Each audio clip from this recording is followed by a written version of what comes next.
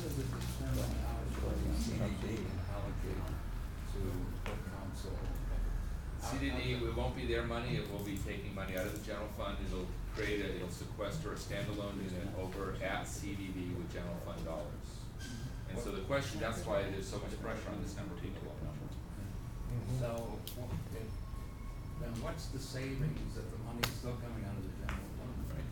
Moving to Because it's gonna be shared services for the personnel officer, human relations, for the general manager, for the budget process, for all these other things. There'll be economies of scale that allow you to take a piece of a department and do something with very small, and there will be a bunch of reporting that will be required. As part of it, is it because it's not a department? how much money is that saved? I don't, if we had kept Matthew Rudnick here, I could have maybe pinned him down for a number, but that's in the hundreds of thousands of dollars, but I don't know what that is. Okay. I'm sorry. Yeah. Mike? Yeah, maybe, let me be honest. I don't think you're looking at the city organically as a whole. I think the mayor is being very short-sighted. By eliminating Dunn and cutting back our activities, it's going to cost a lot more in the long run. And when we do quasi-police work, we're very close with our neighborhood watches. Right. There's a very good symbiotic relationship. But even beyond that, you're not looking at, again, not at the city as a whole. You're looking at, frankly, next year there's not going to be any money for any of this. So we're going to be doing this again at a much higher level of financial panic.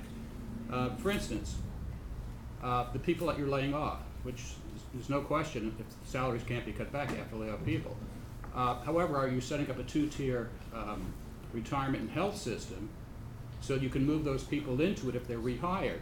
No, what's happening is you're simply transferring somewhere else. We're going to be burdened with this forever because they should, frankly, from my point, they should be fired, laid off, I don't want to use such a harsh term, and then rehired under a new tier system.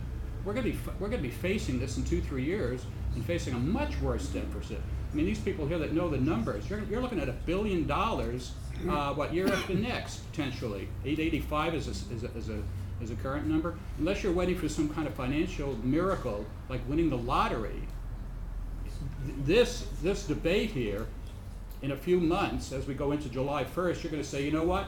We can't even fund you at this level. And Dunn, you're 7 people and now going to be cut to 3 people.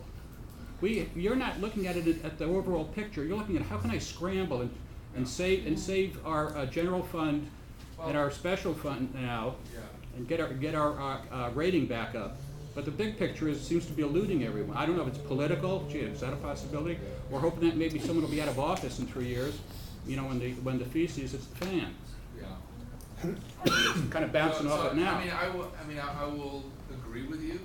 This is really truly something where people really understand how serious the problem is. Nobody wants to face any issues of insolvency, so there will be. But I'm just telling you, the same thing that's happening with Dunn is going to happen with every single department. There is a scrub coming that nobody's ever seen before in every department. And if there are 1,000 positions set for layoff, and Dunn is only looking at, looking at 19 of those 1,000. So, it's significant work. And I think, quite honestly, it depends how good a job we do in terms of selling what we're doing in terms of function and creating this functional system. And I think the intent is not to harm the volunteerism. The intent is to, keep the lights on, but not harm the neighborhood councils in the process. That's the intent, and that's the way I'm going to present it, right? But that doesn't, So when this gets down to 3 people, the ability of neighborhood councils to organize themselves becomes even more critical. Just a response to that, I don't think you fully do understand what I'm saying is, right now, we probably have a job that we can somehow handle. Yes, you can cut Dunn down to 7, 8, 9 people, move something with the elections, give us a 25, 35, or 40,000. I'm saying next year, we're going to have the same conversation, and you're going to say, 25, we're going to have to cut that in half. Dunn, you've got 4 or 5 people. No, we're going to have to cut that in half. And and the next year after that, where we're just gonna completely hollow out whatever city services we're giving. And why? Because we can't afford what? The pension and the healthcare system.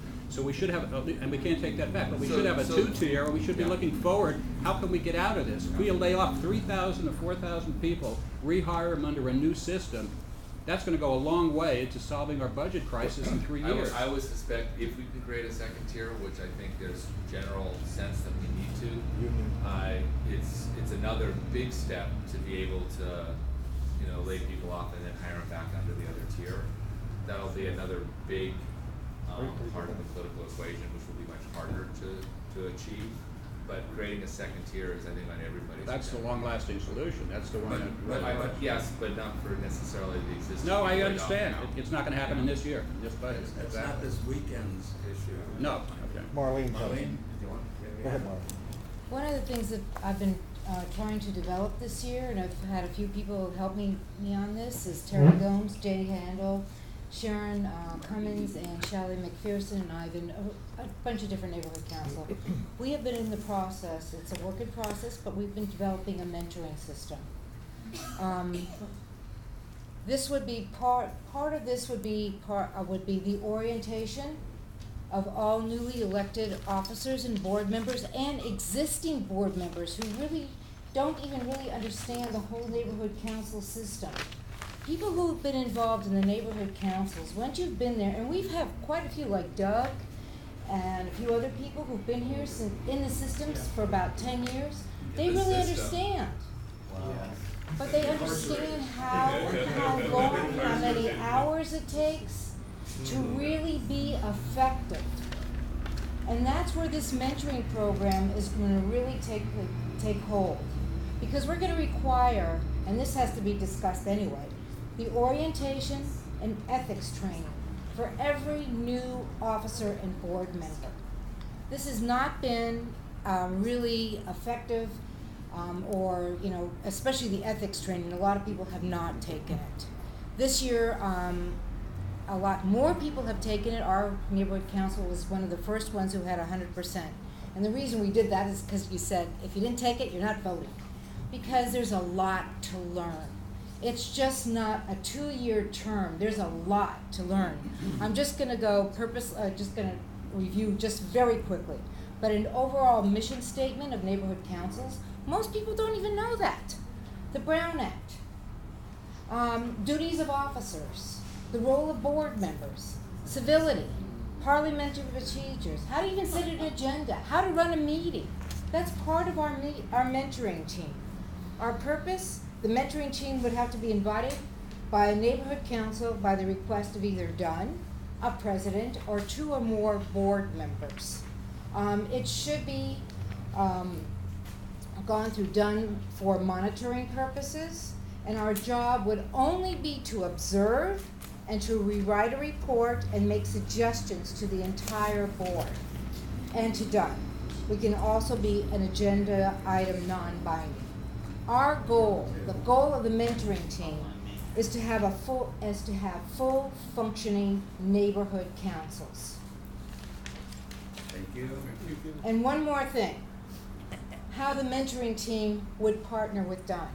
If possible, we would like to have a specific contact person, like Jay said, to assist with the following, or give us guidelines to follow for, to locate central locations for each region to have the orientation, for printing, for translators, and the availability of a city attorney, either in person or by technology. By working together, we will alleviate many concerns that Bonk, Dunn, and the neighborhood councils have had in the past. We welcome the full participation with Dunn to accomplish these goals. Yes, ma'am. I'm a little confused because when we started our council and we were chartered in 1994, 2004, we always had help from Dunn. Deanna Stevenson came in from Dunn, but Amber Legion helped us to start getting organized with it.